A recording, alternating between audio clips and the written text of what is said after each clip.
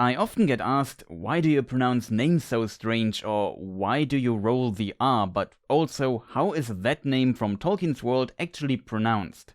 I always wanted to go through a bunch of popular or interesting names from Lord of the Rings and the other writings and explain my reasoning behind the way I pronounce them, and also interesting details about the meaning and origin of some words and some lore. So here's my experimental and incomplete attempt of doing this. See this as a pilot episode, and I'm curious about feedback. It might sound boring, but I can already recommend the section about Beorn from The Hobbit, a highly fascinating name choice of Tolkien. I also want to hint at Tolkien Gateway, which is a great source for etymology and also sometimes has some information on pronunciation too. As always, shoutouts to the artists who allowed me to use their artworks like Kimberly80, Jenny Dolphin, Ted Nasmith, Sara Morello and all the others. Links are in the description, and I try to pronounce names as Tolkien described it, or it makes sense according to a word's root, and that is among the things we will discuss in this video. First of all, my pronunciation is by no means perfect, especially the stress, and I also don't speak English perfectly. It's not my native language. You could say I pronounce Elvish, so Sindarin or Quenya names, with a German accent too. And second, we talk about languages created by Tolkien. They did not naturally develop but emulate real languages in many ways. Tolkien went into a significant amount of effort to achieve this, and he, in my opinion, created languages that feel very real inside his stories and universe. It also generates a lot of depth for his works. I think to understand Tolkien even more, you need to look at the aspect of languages as well. Third, you can pronounce names however you want and are comfortable with. I know some sounds are difficult to reproduce for some people. I struggle a lot with the English TH and especially TH and S switches in succession, as people might have noticed. Anglicizing names or pronouncing them in a way fitting to your native language is by no means wrong, especially in some unclear cases. Pronunciation-wise, I personally decided to go with what Tolkien said, or what in my opinion makes the most sense considering the potential root of the word. I personally find that very interesting, and I learned a lot during the years. Don't see that as pretentious or that I want to correct people on this. I just enjoy this aspect of Professor Tolkien's work. In addition, Tolkien's described pronunciations are also closer to my native tongue, so I prefer that, and I researched them throughout the years with a lot of effort, so why not use my knowledge? And for this video I want to share what I have found out so far for those interested. Also keep in mind, I'm not done learning. Some of my opinions regarding a pronunciation might change in the future. The main source for pronunciation of, for example, names of the two most well-known Elvish languages, Sindarin and Quenya, is Appendix E of the Lord of the Rings. The appendix covers both Sindarin, in Middle-earth, the common spoken Elvish language, and let's call it Elven Latin, which is Quenya. Both languages are related too, and there are different forms of Quenya like Vanyarin Quenya, Noldorin Quenya, depending on which clan an elf belongs to. Beyond that, there are mentions of Khuz'dul, the language of the dwarves, Adunaig, the language of Númenor, Orcish, there seems to be different Orcish tongues though, and Black Speech, the language of Mordor. Beyond that, we also find Old English, Old Norse and Gothic names. The last three are Old Germanic real-world languages. Old English or Anglo-Saxon is a West Germanic language, Old Norse a North Germanic language, and Gothic an East Germanic language. I might have a few examples for those as well here or in later episodes. Especially with those, the intended pronunciation is often not clear, and in case of Old English, it's used to represent another language in the world, the language of Rohan and their ancestors. Modern English is used to represent the standard language Westron, which is related with Adunaig and would sound inside the world completely different to modern English. See my other video about languages. Also keep in mind that modern English has a very unusual way of pronouncing vowels and many weird exceptions and diphthongs that you see far less in other languages, especially other Germanic ones. There it is often much more simple and especially consistent, including Tolkien's languages. In Elvish and to some degree in other Germanic languages, it's like this. I is pronounced I. I is pronounced though I have the tendency to go with E. A is pronounced A, O is O, and U is pronounced U. And in case of Sindarin Y, it's pronounced U, though Gondorians seem to pronounce it as I. And this is pretty much always the same. There are a few diphthongs too. Besides that, there are the consonants, and those and the diphthongs I will explain with the words when they come up in the video. In case you look for a specific word, in the description or a pinned comment you can see the list of words for this video with time codes and also see chapters for the video if everything goes as planned, and maybe a Google document for all words covered in different videos. I try to go through it alphabetically. That was a long introduction, but let's start with Aiglos, the spear of High King Gil-galad, but also the name of a plant from Beleriand. It's Sindarin and means snow point or snow thorn. Los means snow, and we find it in other names like Lothos, a group of men from the snowy north of Middle-earth, Forochel. There it means snow horde or snow host. The A and E in Aiglos form a diphthong, so it's one syllable though it has two vowels and pronounced I. I guess in contrast to the diphthong I, you still hear the E at the end and not the I. The rest is pretty straightforward as we know it from English. G is always a G sound, S is always S. The stress is on the first syllable. According to Tolkien Gateway, sourcing the Vinyar Tengwar and The Lord of the Rings, A Reader's Companion, we find the spelling Aiglos with an I in some older versions of Lord of the Rings too.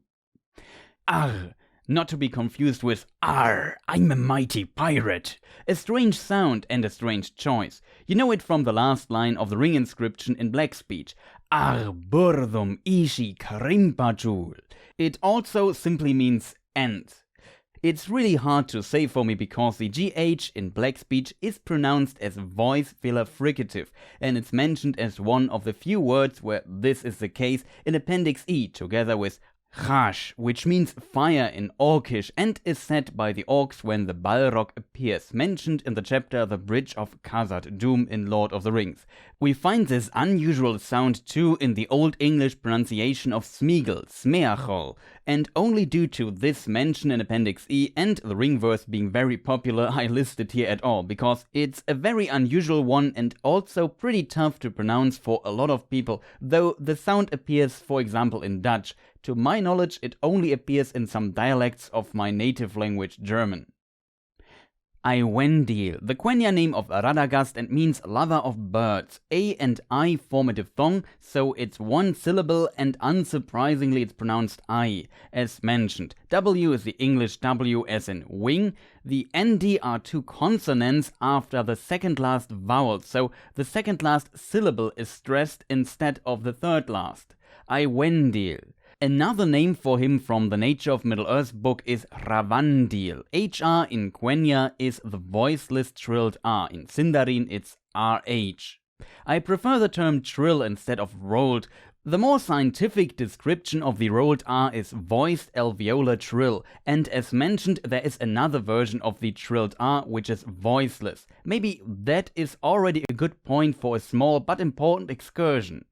The sounds we form in our mouths to speak are actually either voiced or voiceless.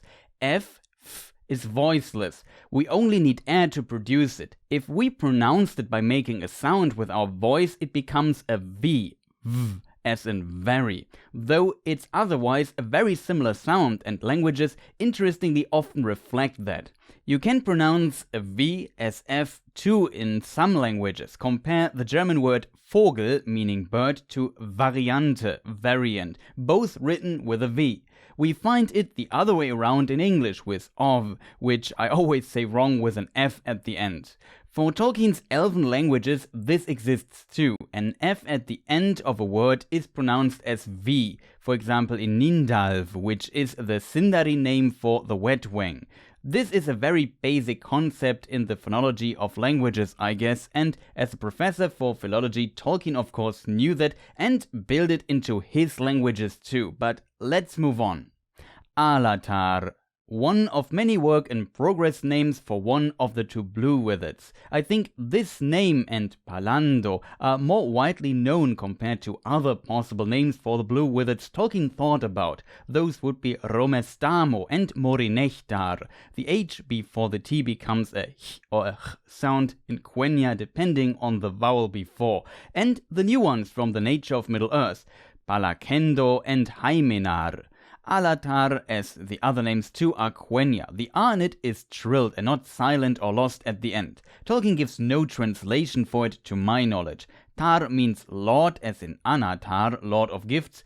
Alatar would mean radiance, and we find it in, for example, Alatariel, which is another name of Galadriel we find in the Unfinished Tales. So Alatar would mean Lord of Radiance, but as said, it's not clear. I found the translation after Kammer online too, but could not piece that translation fully together, especially considering it's a Quenya name, and as such it seems to be his name from the west continent Aman. Some of the elements of the name can also mean after or beyond, I guess. So if you understand this translation approach better, let me know in the comments. Amon Sûl, the Sindarin name for Weathertop, though Sûl means wind and Amon means hill, so it translates to something like windhill. The first syllable in Amon is stressed. The circumflex in Sûl indicates a long vowel for Sindarin words with only one syllable, though Tolkien also mentions that for other languages, when it appears, it has no function except to mark it as alien word. For me, though, it's always hard to ignore when I see it, which is why I often prolong vowels on other not Sindarin words like Nazgul too, which is black speech. Ancalagon, the mightiest dragon from the First Age. Some interpret the description in a way that makes him almost the size of a mountain, but there is some debate about this. C is pronounced as K, and the stress is on the third last syllable, Ancalagon. It's Sindarin and probably means something like jaws rushing or biting storm, which is a pretty cool name. Angmar, the realm founded by the leader of the Nazgul, who then became known as the Witch King of Angmar, destroying Arnor, the Dunedain kingdom of the north. Pretty straightforward with what we learned so far. The R at the end is of course trilled, stress on the first syllable. The correct Sindarin form would be Angbar. Ang means iron, bar means home or dwelling, so it means iron dwelling. In the nomenclature of Tolkien, or in the prologue from The Lord of the Rings, A Reader's Companion to be precise, we find a hint that it's corrupted Sindarin or Quenya.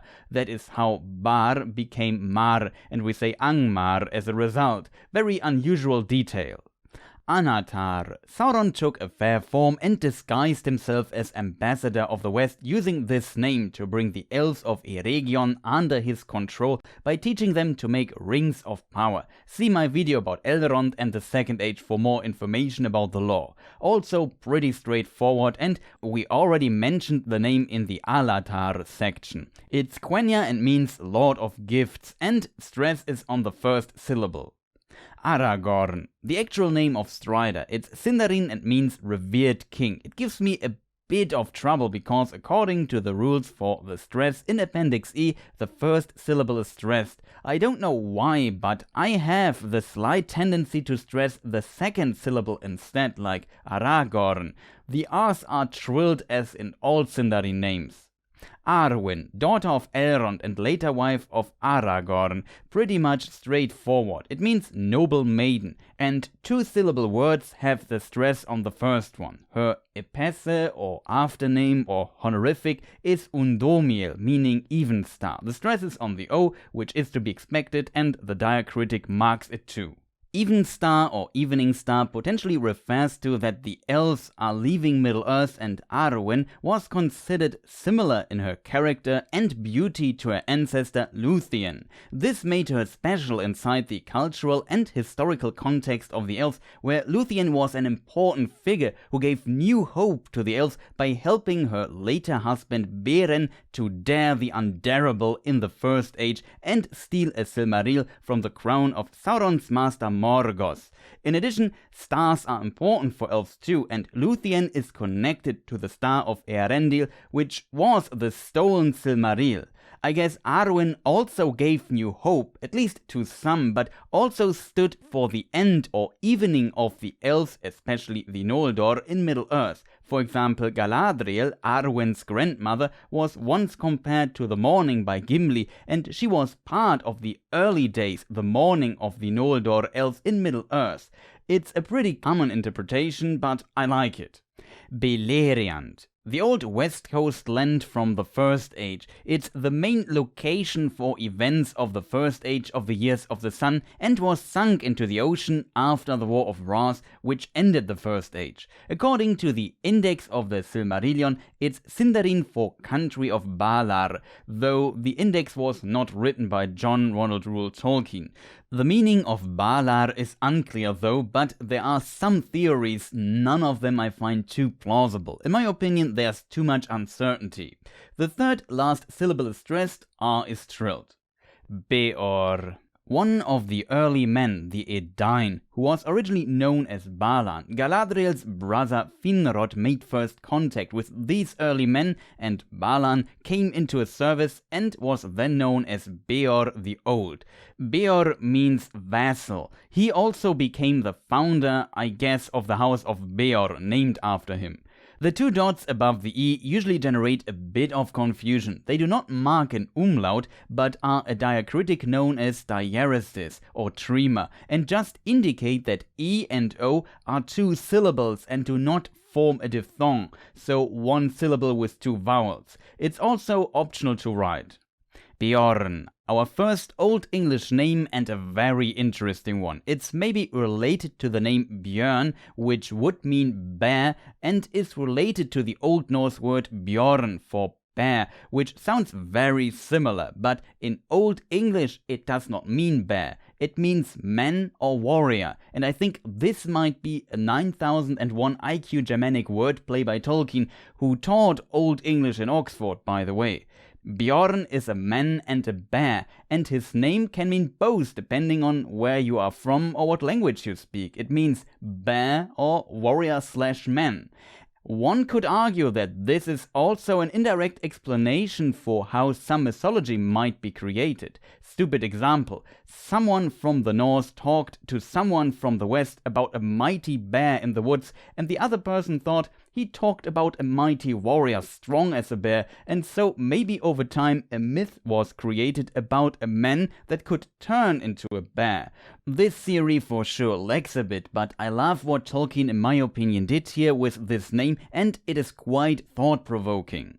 Old English phonology is not my absolute expertise, but EO form a diphthong in Old English. That means that these two vowels form one syllable and not two, in contrast to, for example, the name Beor, which we just talked about, and now you see why Tolkien wrote those two dots above the E.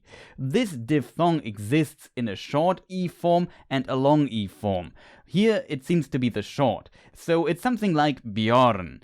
The E and O smear together a bit and almost sound like the Y in the word you. In the region where Beorn lived, we often find Old English names, while a bit further northeast towards Erebor, we find Old Norse names. However, the Old English phonology is not described in Appendix E, so it's okay to anglicize it in my opinion. But I will of course try to use the Old English form. Calenardhon. This is the Sindari name of the Gondorian region that would later become in large parts Rohan. Before Rohan was founded, this region was called Calenardhon and was a bit bigger, if I remember correctly. C is as always pronounced as K, R is trilled, and the DH is the English voiced TH as in they. Two consonant sounds also move the stress to the second last syllable, Calenardhon. It means green province. Carcharoth. This is another unusual Sindarin name meaning red moor, according to the Silmarillion. It's the name of the most powerful werewolf of Morgoth. C is pronounced as K, as always. R is trilled. TH is pronounced as the English voiceless TH, as in think. And CH is pronounced as the German Bach, so it's pronounced Carcharoth. Celebrían, the daughter of Galadriel and wife of Elrond. This name I usually pronounce wrong because the diacritic indicates that the I is stressed, but usually one would expect that the third last syllable is stressed, so I often say Celebrian instead of Celebrian. It's Sindarin and means Silver Queen. Celebrimbor, the legendary elven smith and founder of Eregion, who made the Rings of Power, except the One Ring, with his jewel smith guild, the Gwais I Myrdain. He is known for making the 3 elven Rings of Power in secret, and in some texts he also makes some other things. His Sindarin name is pretty similar to the last one, but here, due to the 2 consonants, the stress is on the second last syllable, Celebrimbor. It means silver fist. We also see the R at the end, and it does not become silent and is of course trilled. Celeborn, the husband of Galadriel, and according to The Road Goes Ever On, he is a Sindar, and the name is of course Sindarin too. It means silver tall, or in case of the white tree with the same name, silver tree. Cirith Ungol, the place in Mordor where the ancient Gondorian tower was built. Ungol is Sindarin and means spider, and Cirith, also Sindarin, means cleft or pass. In the index of Lord of the Rings, it's translated with Pass of the Spider, though the index was also not written by Tolkien if I remember correctly. Still, it's part of the officially published book, and the translation makes sense. We find Ungol, for example, also in the name Ungoliant, that's Shelob's mother. I, in addition, think that Ungol has an unusual but fitting sound to it for a Sindarin word, but maybe that's just me. C is pronounced as K and NG is pronounced as in English. The first syllables of the 2 words are stressed. Dáin II, also known as Dáin Ironfoot, the second cousin, I hope the term is right, and later successor of Thorin Oakenshield, and one would usually pronounce him Dáin II, but it's a complicated special case and I struggle with a consistent opinion on the pronunciation as well. We already discussed it in the Tolkien's Languages video, just with another name, Thorin's father Thróin. These names and also the other dwarven names and even the name Gandalf are taken from the poem Völuspá in the Poetic Edda, which was written in Old Norse, so all these names are originally Old Norse names. In case of Gandalf, it was slightly changed by Tolkien from Gandolfr in the Poetic Edda. Interestingly, the long A is changed to an A, we come to that in a moment. Still, Tolkien does not really translate the name Gandalf, which originally means magic elf or magic staff elf, but one could argue it's supposed to be anglicized, which I would agree on with the name Gandalf. It was at least changed. However, many of the other dwarf names stay mostly very similar to what we find in the Poetic Edda, so it's not clear how these are supposed to be pronounced. Even the diacritic hinting at, for example, the long A is still there.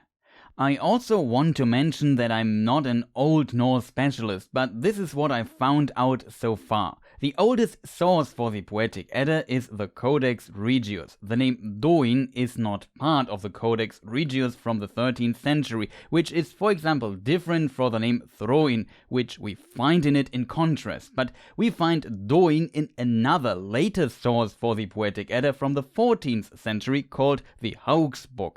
Some versions of the Völuspá, or this dwarf name section, sometimes called Dwergatal, combine both sources, but in case you don't find Dáin in it, then it's the text from the Codex Regius. Dáin means something like dead-like one. It seems to be related to the Old Norse word for to die. But these dwarf names are also difficult to translate, and Tolkien chose to borrow some of them for The Hobbit. All dwarf names in The Hobbit are from the Poetic Edda, even Durin. However, when it comes to the pronunciation, we know two things from reconstructed Old Norse. First, A and I do not form a diphthong, so are two syllables. And second, the diacritic above the A hints at a long A, which is pronounced somewhat like O, not A, which is quite surprising, but would make the name Dáin be pronounced as Dóin. Thrain would be pronounced Throin. Interestingly, O and I also don't form a diphthong, so Gloin would be pronounced Gloin. The weird thing is now that, for example, Gandalf has no diacritic above the second A, but it was kept by Tolkien for Throin, Doin, Noin, and the concept of long vowels is mentioned in Appendix E too, just for Sindarin. So one could make the argument that for names so similar to the Poetic Edda, the long A remains and they are supposed to be pronounced Old Norse. Still, there is a ton of uncertainty here. It's very counterintuitive, and I would say pronounce them however you like, but as you see, a lot of research and thought by my side went into these Old Norse names already, and I find the topic also very interesting. I hope you now understand my reasoning why I pronounce them Old Norse in my videos though, but keep in mind one could see that differently and would not be wrong. Deor, the son of Beorn and Lúthien, who became Thingol's successor as king of Doriath in Beleriand. The meaning of the name is unclear. Maybe it's Sindarin. Tolkien wrote in his old etymology list published in The Lost Road and other writings that Deor means successor, but a lot of things changed over time and it's not clear if also the meaning would have changed. In the Silmarillion he is called Elohil, which means heir of Elu. Elu is the Sindarin form of Thingol's original Quenya name Elwë. Considering this, the meaning successor for Deor is a bit strange. Durin, one of the 7 fathers of the dwarves and founder of Moria and the House of the Longbeards. The name means king according to the chapter of dwarves and men in Peoples of Middle-earth. However, as you can imagine, that's the name of a dwarf and appears in The Hobbit. So of course it's again Old Norse and from the Poetic Edda. It appears in the Codex Regius script of the Poetic Edda, and there he is the second dwarf in existence after Modsognir in Norse mythology. Durin named the other dwarfs, it seems, so those got their names in this dwarf name catalog in the Poetic Edda from Durin. What Durin means I could not find out. I found one suggestion that seems quite fitting for Tolkien's works, that it's related to Dur, the Old Norse word for slumber. As Tolkien describes it for his mythology, the 7 fathers of the dwarves and some companions were made first by Aule, the Vala or High Angel of Smithing, before the elves awoke, but they were not sentient yet because Aule can't create sentient life, so these dwarf bodies were like puppets moving to his will.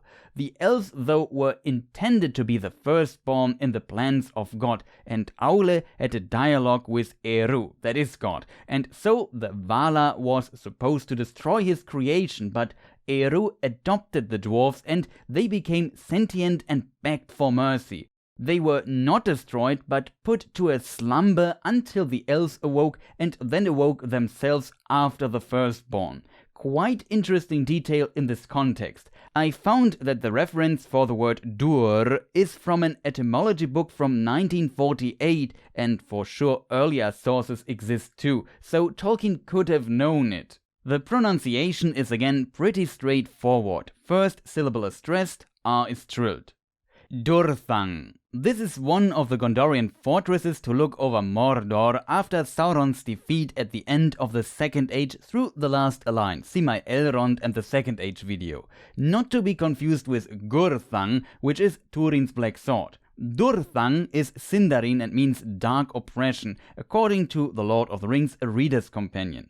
Dur means dark in Sindarin. I guess it oppresses the dark in the original intention of the fortress, but Dur is an adjective.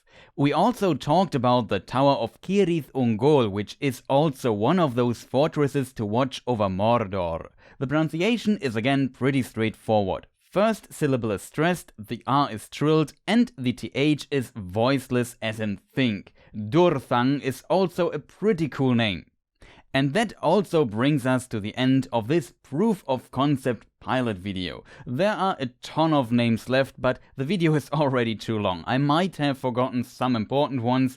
I also have to see how we solve this. Maybe there will be a supercut when I'm done with the correct alphabetical order.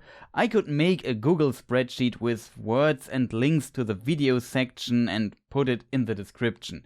We will figure something out in case people are interested in more parts of this. Thank you for watching. If you watch this close to the release of this video, I wish you a happy new year 2022. I hope you enjoyed it. Please let me know what you think in the comments. I'm really curious. It's not like we don't have another series, but maybe an etymology, pronunciation and other details for words and names series is interesting to people too. I really found some details very interesting and the research was fun too. This video was planned to be a bit more relaxing content and I can adjust the length quite well. Maybe also suggest some names in the comments you want to see covered in the future and leave a like, maybe subscribe if you like lore, details and language aspects about Tolkien's world and maybe press the annoying bell. Also check my Who is Elrond videos, they are the most detailed videos I ever did and also my longest videos. Not sure what will be next on this channel, maybe a small film review that is not Tolkien related. I will also start working on the next part of the Who is Elrond video, now covering the Third Age in multiple parts. I want to make another episode of the Lord of the Rings book and film analysis series, maybe another independent lore video, and on my gaming channel a small video about my games of the year 2021 is planned as well, so tons of content to come. On Twitch I currently play Sable and next month Elden Ring already comes out. You can be assured there will be Elden Ring content on my gaming related YouTube channel and on my Twitch channel as well. Again, thank you for watching and goodbye.